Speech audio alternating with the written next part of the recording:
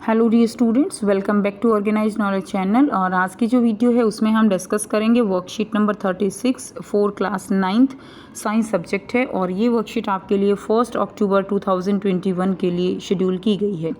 आज की जो वर्कशीट है स्टूडेंट्स, उसमें हम चैप्टर 8 जो हमारा है मोशन, उसी को कंटिन्यू करते हुए ग्राफिकल रिप्रेजेंटेशन ऑफ मोशंस के बारे में पढ़ेंगे कि हम मोशन को किस तरह से ग्राफ से जो है रिप्रेजेंट कर सकते हैं। सो वर्कशीट शुरू करने से पहले बेटा प्लीज़ चैनल को सब्सक्राइब कर लीजिए, बेल आइकन को प्रेस कर लो ताकि आपको आने वाली वीडियोस की नोटिफिकेशन वो समय से मिल जाए। सो देखिए क्या दिया गया है। हमने पिछली वर्कशीट में पढ़ा था कि मोशन क्या होती है, ठीक है। सो स्पीड जो है, स्पीड किसी भी ऑब्जेक्ट की, it can be represented by distance time graph. देखिए स्पीड जो है उसका फॉर्मूला क्या होता है, speed is distance upon time. तो अगर हम डिस्टेंस और टाइम का ग्राफ बनाएंगे तो हमें क्या मिलेगी, हमें स्पीड जो है वो मिलता है। क्लियर। तो ये जो है इस तरह से हम ग्राफ बना सकते हैं। Now The distance time graph of an object moving with uniform speed is a straight line।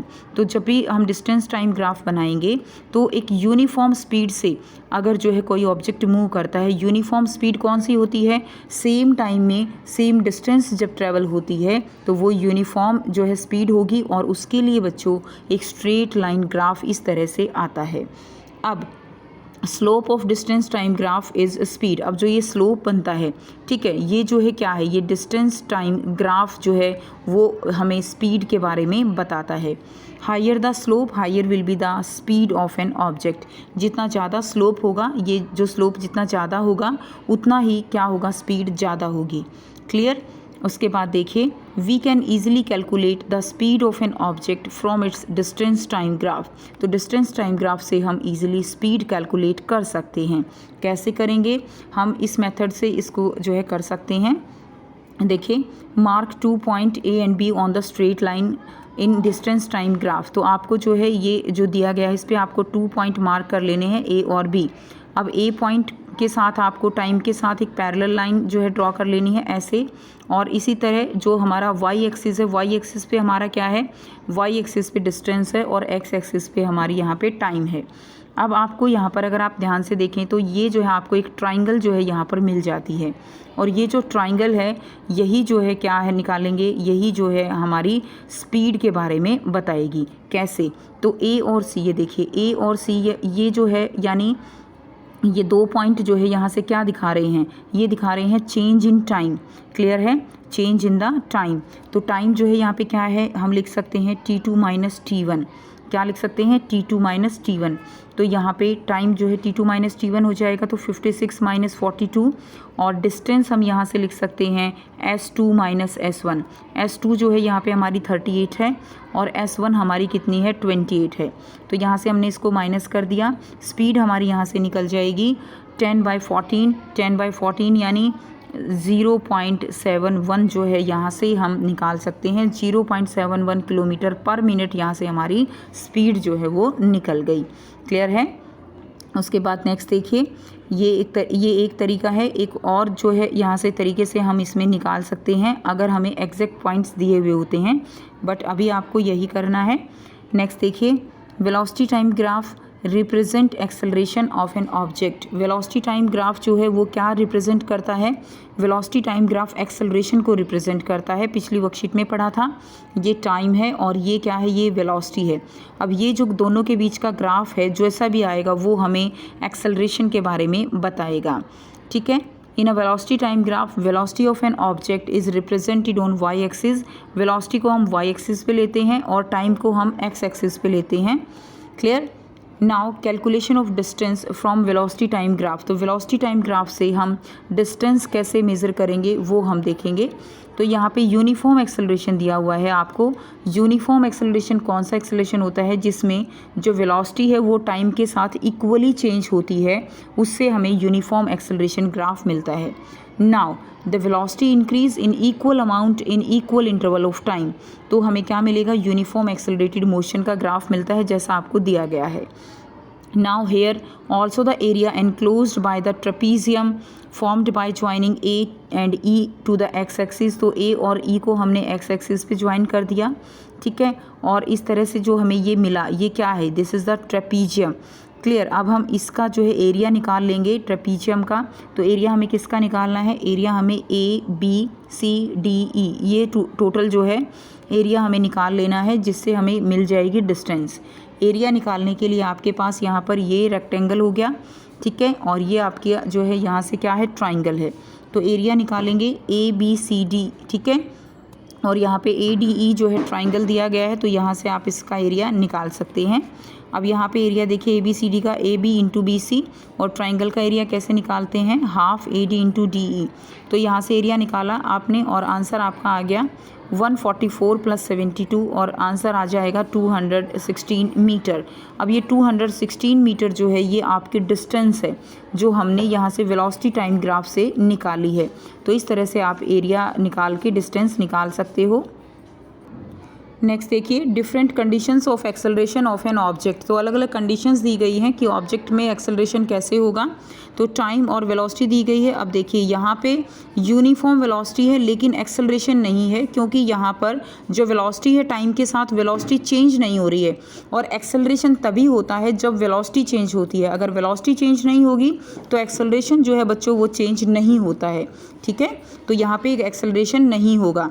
Second देखिए, सेकंड जो ग्राफ है वो यूनिफॉर्म एक्सेलरेशन का है, एक्सेलरेटेड मोशन इसको कहा जाता है। इसमें क्या होता है, टाइम के साथ साथ वेलोसिटी जो है सेम इंटरवल से इंक्रीज़ करती है। So it is the uniform acceleration. उसके बाद देखिए थर्ड जो कंडीशन है, नॉन यूनिफॉर्म एक्सेलरेशन, जिसको हम रिटार्डेशन कहेंगे। नॉन यूनिफॉर्म है ये। इसके अंदर होता क्या है, वेलोसिटी जो है वो टाइम के साथ डिक्रीज़ करती है। जैसे गाड़ी में स्पीड से गाड़ी चल रही है, ब्रेक अप्लाई करते हो तो धीरे धीरे स्पीड कम होती जाती है, तो वो जो है वेलोसिटी कम होती जाती है, तो वो रिटार्डेशन होता है। तो इसको हम नॉन यूनिफॉर्म एक्सेलरेशन कहेंगे। उसके बाद नेक्स्ट है नॉन यूनिफॉर्म एक्सेलरेशन है। तो इसमें ये जो है क्या होगा, इसमें सेम टाइम से सेम वेलोसिटी नहीं होती है, तो इसके अंदर ग्राफ जो है वो कैसे भी आ सकता है, कोई पैटर्न इसमें ग्राफ का नहीं होता है। तो ये आप करोगे। अब आपको यहाँ पर बहुत ही ईजी से बच्चों 3 क्वेश्चन दिए गए हैं। पहला क्वेश्चन हम देखेंगे, study the given distance time graph of A car. एक कार का डिस्टेंस टाइम ग्राफ जो है दिया गया है। Calculate his speed with the help of this graph. तो ग्राफ से आपको स्पीड जो है यहाँ पर कैलकुलेट करनी है। क्लियर। तो इसमें देखिए आपको ग्राफ दिया गया है, ये आपकी डिस्टेंस जो है आपको यहाँ पर y एक्सिस पर दी गई है, और टाइम आपको t जो है टाइम वो आपको x एक्सिस पे दिया गया है। तो इसको जो है 2 तरीके हैं निकालने के। एक तरीका तो जैसे हमने अभी यहाँ पे किया है ना, t2 - t1, और इस तरह से करके ये तरीका है। तो अगर हम ऐसे करते हैं तो यहाँ पे देखिए स्पीड जो है वो कैसे निकलेगी। स्पीड जो है यहाँ पर हमें निकालनी है स्पीड डिस्टेंस अपॉन टाइम। तो डिस्टेंस क्या होगा हमारा, s2 - s1 divided by t2 - t1। तो यहाँ पे हमने ये वाला पॉइंट ले लिया है, ठीक है, और ये वाला पॉइंट ले लिया, ये वाला ले लिया, और ये वाला ले लिया बच्चों, ठीक है। अब यहाँ से एक ट्राइंगल जो है ये बन जाता है। तो यहाँ से अगर हम देखें s2 - s1 हमारा कितना आया, 60 - 40 डिवाइडेड बाई 6 - 4, तो ये आ गया 20/2, ठीक है। तो कितना आ गया, 2 से ये कट गया, तो आंसर हमारा आ जाएगा 10। तो आंसर हमारा जो यहाँ से टोटल हमारी जो चाल आएगी, ठीक है, स्पीड आएगी, स्पीड जो है वो क्या होगी, speed will be equal to 10 metre per second. ये हमारा आंसर हो जाएगा। तो ऐसे ही आपको इसको अपनी कॉपी में सॉल्व कर लेना है। क्लियर। ग्राफ बना के ऐसे एक ट्राइंगल बना के इसको पॉइंट दे दीजिए ABC, ठीक है। तो ये जो है इस तरह से आपको इसको निकाल लेना है। ये आपकी S2 हो जाएगी, ये आपकी S1, ये आपका T2 हो जाएगा, और ये आपका T1 हो जाएगा।